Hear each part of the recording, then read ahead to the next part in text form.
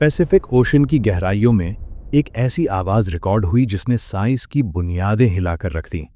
ना ये व्हेल थी, ना कोई सबमरीन और ना ही कोई न्यूक्लियर धमाका। द ब्लूप, एक ऐसी मखलूक का राज या ज़मीन की कोई पुरस्रार वार्निंग। क्या हमने वो राज दरियाफ्त कर लिया है जो सदियों से छुपा था, या ये सिर्फ शुरुआत है एक अनजान खतरे की? आइए जानते हैं आज की इस खास डॉक्यूमेंट्री में। इंसान को लगता है कि उसने कायनात को मुट्ठी में कर लिया है। हमने सितारों की दूरी नाप ली, हमने एटम के दिल में झांक कर देख लिया। मगर हमारी अपनी ज़मीन पर एक ऐसी जगह है जहां आज भी अंधेरों का राज है, समंदर। ये सिर्फ पानी का ज़ख़ीरा नहीं, ये एक पुरस्रार कब्रिस्तान है जहां हज़ारों राज सदियों से सो रहे हैं। समंदर की सतह के नीचे, जहां सूरज की आखिरी किरण भी रास्ता भटक जाती है, वहां एक ऐसी दुनिया है जिसके बारे में हम मार्स की सतह से भी कम जानते हैं। वहां प्रेशर इतना ज़्यादा है कि लोहे का जिस्म भी कागज़ की तरह पिचक जाए। वहां की ठंडक हड्डियों को चीर देती है। इन्हीं गहराइयों में 1997 में कुछ ऐसा जागा जिसने इंसानी अक्ल और साइंस के गुरूर को एक लम्हे में तोड़कर रख दिया। वक्त था जून 1997। पैसिफिक ओशन के दरमियान एक ऐसी जगह जहां से नज़दीकी खुश्की यानी लैंड भी हज़ारों मील दूर है। वहां अमेरिकन एजेंसी NOAA के हाइड्रोफोन्स यानी पानी के अंदर सुनने वाले माइक्स नस्ब थे। ये सेंसर्स कोई आम मशीन नहीं थी। इन्हें कोल्ड वॉर के दौर में सोवियत सबमरीन्स की हरकत पकड़ने के लिए बनाया गया था। ये इतने हसास थे कि समंदर की तह में होने वाली एक छोटी सी थरथराहट को भी रिकॉर्ड कर सकते थे। उस रात सेंसर्स बिल्कुल खामोश थे। समंदर की सतह पर शायद हल्की लहरें थीं, मगर नीचे नीचे एक अजीब सन्नाटा था। फिर अचानक कंप्यूटर्स पर मौजूद ग्राफ की सुइयां पागलपन की हद तक हिलना शुरू हो गई। एक ऐसी वाइब्रेशन रिकॉर्ड हुई जो पहले कभी नहीं देखी गई थी। ये कोई जलजला नहीं था, क्योंकि जलजले की आवाज़ में एक ख़ास रड़क होती है। ये कोई न्यूक्लियर ब्लास्ट भी नहीं था, क्योंकि उसमें एक अचानक झटका होता है। ये आवाज़ ऑर्गेनिक थी। इसमें एक अजीब सी रवानी थी, एक ऐसी फ्रीक्वेंसी जो 5000 किलोमीटर दूर तक सफ़र कर गई। 5000 किलोमीटर! इसका मतलब ये है कि अगर ये आवाज़ लंदन में पैदा होती तो पाकिस्तान तक सुनाई देती। साइंस की तारीख में इस पुरअसरार आवाज़ को नाम दिया गया द ब्लूप। जब माहिरीन ने इस आवाज़ का एनालिसिस किया तो पूरी दुनिया में दहशत की एक लहर दौड़ गई। सबसे पहला सवाल वही था जो हर डरने वाला इंसान पूछता है, क्या ये जिंदा है? बायोलॉजी के माहिरीन ने ब्लू व्हेल की आवाज़ निकाली। ब्लू व्हेल, जो दुनिया का सबसे बड़ा जानवर है, उसकी आवाज़ पावरफुल होती है, मगर द ब्लूप के सामने वो एक बच्चे की रोने की आवाज़ जैसी थी। ब्लू व्हेल की आवाज़ अगर एक मोमबत्ती की रोशनी है, तो द ब्लूप सूरज की तप्तिश कैसा था? कैलकुलेशंस की गई, ग्राफ्स बनाए गए, और जो नतीजा सामने आया उसने साइंटिस्ट्स के रोंगटे खड़े कर दिए।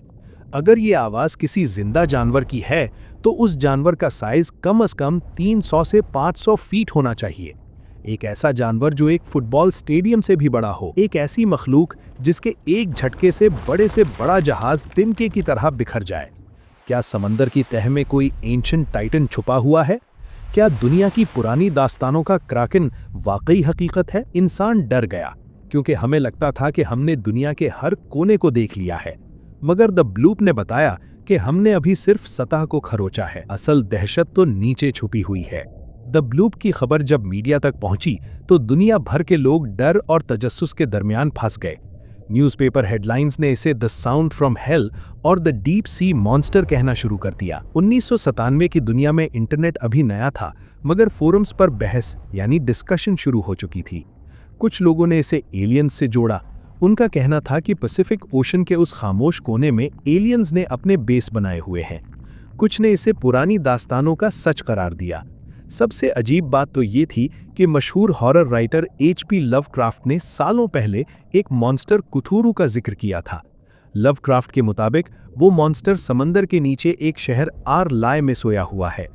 हैरत की बात यह थी कि द ब्लूप का सोर्स उस मकाम से सिर्फ कुछ ही फासले पर था जहां लवक्राफ्ट ने अपने मॉन्स्टर का घर तस्वुर किया था। क्या कोई ख्याली मॉन्स्टर वाकई हकीकत बन चुका था? क्या इंसान की सबसे पुरानी खौफनाक दास्तानें सच होने वाली थीं? माहिरीन खामोश थे, मगर उनकी खामोशी में एक गहरा डर छुपा था। उन्हें जवाब चाहिए था, मगर समंदर की वो गहराई इंसान की पहुंच से बाहर थी। हम सिर्फ सुन सकते थे, देखना हमारे बस में नहीं था। आवाज जिस जगह से पैदा हुई थी उसे पॉइंट नीमो कहते हैं। ये दुनिया की वो जगह है जो हर तरह की आबादी से सबसे दूर है। अगर आप पॉइंट नीमो पर हों तो आपके सबसे करीब जो इंसान होते हैं वो दुनिया पर नहीं बल्कि इंटरनेशनल स्पेस स्टेशन ISS में मौजूद एस्ट्रोनॉट्स होते हैं। इतनी तन्हाई, इतना सन्नाटा और वहां से ऐसी भयानक आवाज का उठना, ये बात किसी के हजम में नहीं आ रही थी। साइंटिस्ट ने कोशिश की कि वो ड्रोन्स या रोबोट्स भेजें, मगर प्रेशर इतना ज्यादा था कि कोई भी मशीन वहां तक नहीं पहुंच सकी। हमने आवाज को बार बार सुना, उसकी फ्रीक्वेंसी को पढ़ा। उसमें एक ऑर्गेनिक थरथराहट थी। ये किसी मशीन की बेजान आवाज नहीं थी, ये एक चीख थी, एक ऐसी चीख जो सदियों से दबी हुई थी और अब समंदर के सीने से फटकर बाहर आई थी। द ब्लूप ने हमें बताया कि हम कितने छोटे हैं। हमारी टेक्नोलॉजी, हमारी साइंस, हमारा गुरूर, सब उस एक आवाज के सामने तिनके की तरह बह गए। राज गहरा होता जा रहा था। अब माहिरीन ने फैसला किया कि वो इस आवाज के रास्ते या पैथ का पीछा करेंगे, और जब उन्होंने अपने सेंसर्स का रुख बदला तो उन्हें एहसास हुआ कि वो अब तक गलत रास्ते पर थे। असल खतरा पैसिफिक ओशन में नहीं था, असल खतरा कहीं और से आ रहा था। इंसान का दिमाग हमेशा लॉजिक ढूंढता है। जब हमें किसी चीज का जवाब नहीं मिलता तो हम डरने लगते हैं। साइंस ने सबसे पहले हर उस इम्कान यानी पॉसिबिलिटी को रद्द करना शुरू किया जो हमारी समझ में आता था। क्या ये दुश्मन मुल्क की कोई सबमरीन थी? क्या कोल्ड वॉर के खात्मे के बाद भी कोई ऐसी टेक्नोलॉजी छुपी हुई थी जो दुनिया की नज़रों से ओझल रही? मगर जब ग्राफ्स का मवाजना सबमरीन्स की आवाज़ से किया गया तो जवाब मिला, नहीं। मशीन्स की आवाज़ में एक बेजान सरसराहट होती है, एक फिक्स फ्रीक्वेंसी होती है। द ब्लूप ऑर्गेनिक था। इसमें एक थरथराहट थी, जैसे कोई जानदार सांस ले रहा हो। जब मशीन्स की थ्योरी नाकाम हुई तो माहिरीन दोबारा बायोलॉजी की तरफ मुड़े, लेकिन ये रास्ता और भी डरावना था।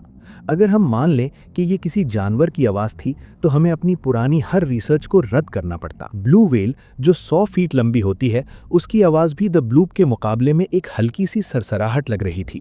बायोलॉजी के मुताबिक इतनी पावरफुल साउंड पैदा करने के लिए उस मखलूक का साइज़ कम अज़ कम 300 से 500 फीट होना चाहिए। ये एक फुटबॉल स्टेडियम से भी बड़ा जिस्म होता। इतनी बड़ी मखलूक को जिंदा रहने के लिए रोज़ाना हज़ारों टन खुराक चाहिए होती। समंदर का इकोसिस्टम इतने बड़े शिकारी का बोझ कैसे उठा सकता है? और सबसे बड़ा सवाल, इतना बड़ा जानवर आज तक किसी सोनार, किसी सैटेलाइट या किसी जहाज़ की नज़र में क्यों नहीं आया?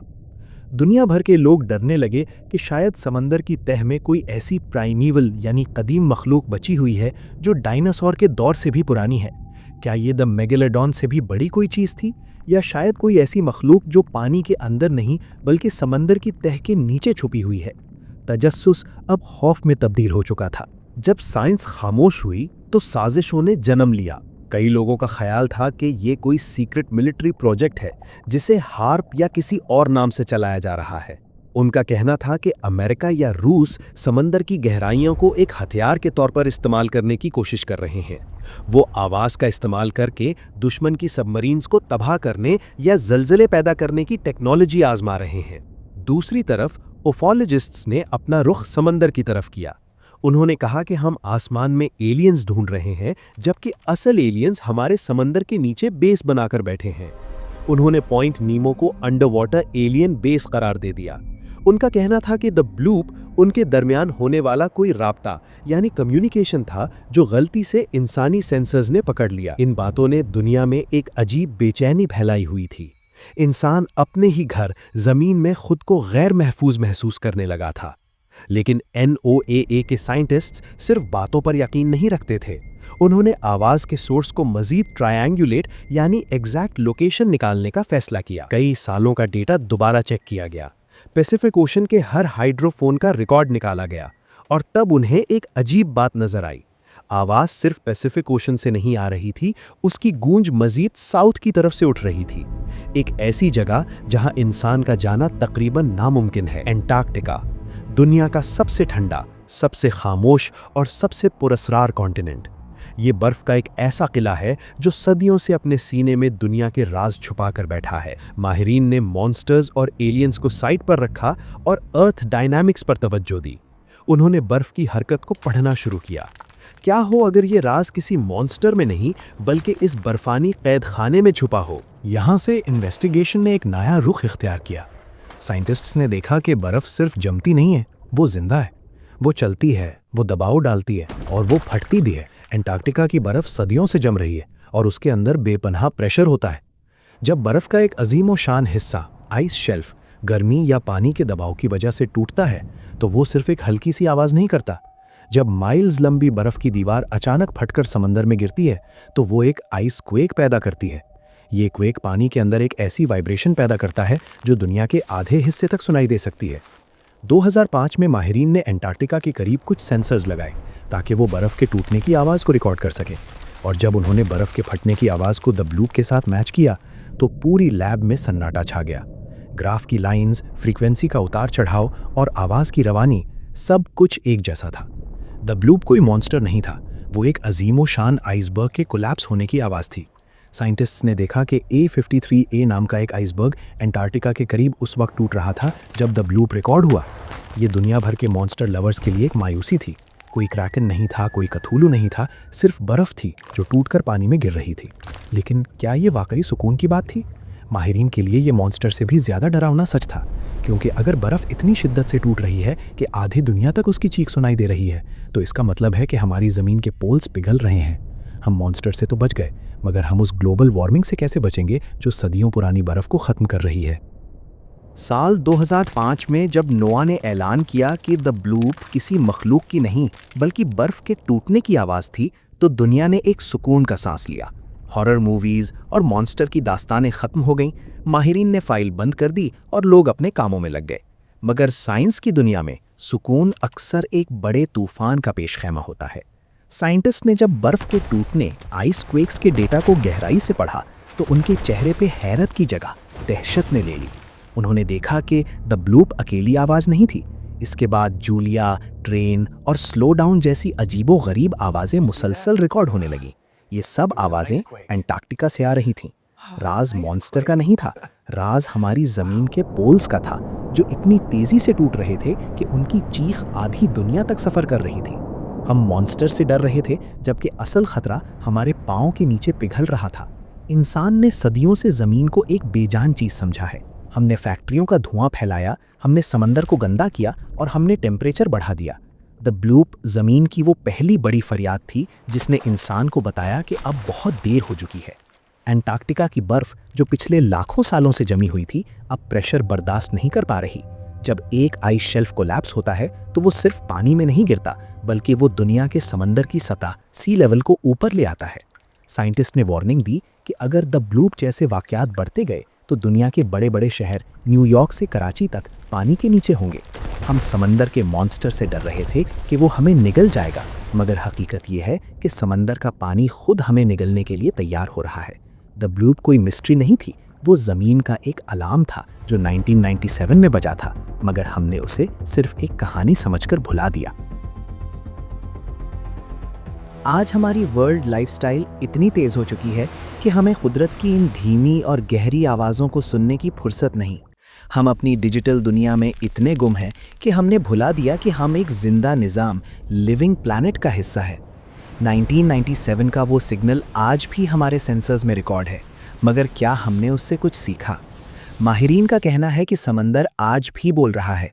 हर साल हज़ारों ब्लूप्स रिकॉर्ड होते हैं जो इंसानी कानों तक नहीं पहुंचते। ये बर्फ़ के टूटने की आवाज़ें दरअसल हमारी ज़मीन के टाइम बॉम्ब के टिकिंग की तरह हैं। हमने द ब्लूप को सॉल्व करके समझा कि हम जीत गए, मगर असली लड़ाई तो अब शुरू हुई है। अगर हमने ग्लोबल वार्मिंग और टेम्परेचर को कंट्रोल ना किया तो कुदरत की अगली आवाज़ इतनी खौफनाक होगी कि कोई सेंसर उसे रिकॉर्ड करने के लिए बाकी नहीं बचेगा। लेकिन साइंस की इस बड़ी दरियाफ्त के बावजूद समंदर की तह में आज भी कुछ ऐसा है जो हमें हैरान करता है। 95% समंदर आज भी अनएक्सप्लोर्ड है। हमने चांद पर कदम रख लिया, मगर हमारे अपने समंदर की तह में क्या है हम नहीं जानते। साइंस कहती है कि द ब्लूप बर्फ थी, लेकिन समंदर की गहराइयों में आज भी ऐसी वाइब्रेशंस मिलती हैं जिनका कोई लॉजिकल जवाब नहीं मिलता। कुछ पुरअसरार सिग्नल आज भी रिकॉर्ड होते हैं जो ना बर्फ के हैं, ना वेल्स के और ना ही सबमरीन्स के।